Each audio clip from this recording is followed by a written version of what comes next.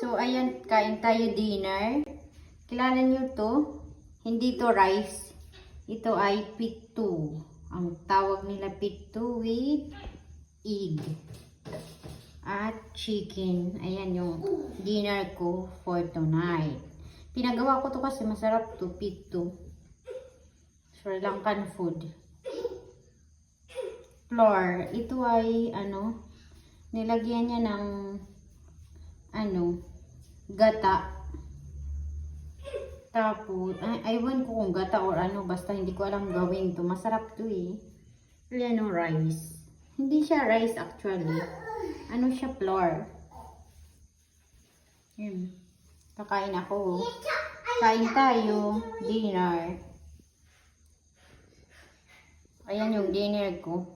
Ayoko kumain ng rice. Rice din to eh.